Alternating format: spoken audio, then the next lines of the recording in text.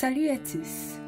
Dans la vidéo la plus récente, nous avons commencé à aborder un nouveau sous-thème intitulé « Les ténèbres ». Là, nous avons appris ce que c'est, comment elles se sont introduites dans le monde et les mesures que Dieu a prises contre eux afin de restaurer sa création. Aujourd'hui, nous allons nous appuyer sur ces points précédents pour découvrir la seule et unique chose capable de vaincre les ténèbres sur le plan spirituel et physique. Donc, commençons. Comme nous l'avons vu précédemment, bien que les ténèbres ont assiégé la terre, Dieu, par sa lumière, a tout restauré.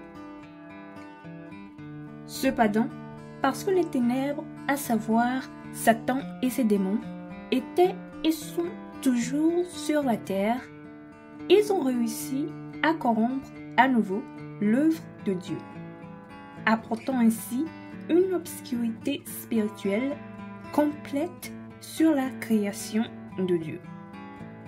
Et pendant longtemps, ces ténèbres ont régné sur le monde et sur l'humanité, en asservissant leur âme, leur esprit et leur corps dans le péché, l'idolâtrie et la confusion. Mais, bien qu'il semblait qu'il n'y avait rien à faire pour résoudre ce chaos, c'était loin d'être le cas. Pourquoi? Eh bien, pour le savoir, allons dans la Bible, dans le livre d'Ésaïe, le chapitre 9, du 1er au 2e verset, qui dit: Le peuple qui marchait dans les ténèbres voit une grande lumière. Sur ceux qui habitaient le pays de l'ombre de la mort, une lumière resplendit. Tu rends le peuple nombreux, tu lui accordes de grandes joies, il se réjouit devant toi, comme on se réjouit à la moisson, comme on pousse des cris d'allégresse au partage du butin. Amen. Ici, nous pouvons attendre le prophète Ésaïe annoncer l'arrivée d'une grande lumière.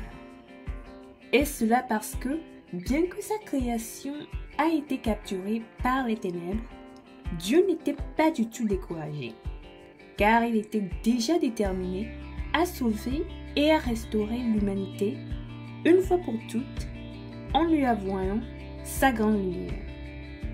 Et cette grande lumière est déjà venue, connue sous le nom de Jésus-Christ. Signifiant que la seule façon pour une personne de vaincre les ténèbres et l'ombre de la mort dans sa vie est de recevoir cette grande lumière qui, en vérité, est Jésus-Christ. Et cela a été confirmé dans le 2e verset qui déclare que la lumière ne triomphe pas seulement sur les ténèbres, mais qu'elle ravive aussi le plan initial de Dieu pour l'humanité. Un plan de fécondité et de multiplication de l'esprit à la chair, un plan de joie en abondance parce que la lumière est dépositaire d'une joie inexplicable qui apporte un rayonnement spirituel et physique. Et un plan d'allégresse perpétuelle que Dieu déverse dans la vie de ceux qui reçoivent la lumière, afin qu'au cours de leur voyage sur cette terre, quand les problèmes ou les situations se présentent sous forme de torrents et de feu sur le chemin, ils demeurent dans un rayonnement permanent à travers leur ferme assurance que Jésus-Christ est capable de tout faire pour eux. Bien-aimés en Christ, la seule et unique chose qui peut vaincre les ténèbres est Jésus-Christ, la plus grande lumière qui soit. Que cela nous plaise ou non, ce monde est dans les ténèbres et il restera aussi longtemps que Satan et ses démons l'erreront. Cependant, cela ne signifie pas que votre vie est condamnée à rester dans le péché, la confusion et l'idolâtrie. Car la plus grande des lumières, qui n'a besoin ni de piles ni d'électricité et qui n'est pas congédiée à la venue de la nuit, vous a été offerte. Et si vous l'acceptez dans votre vie, elle vous fera passer de l'ombre de la mort au rayonnement permanent et éternel de la vie.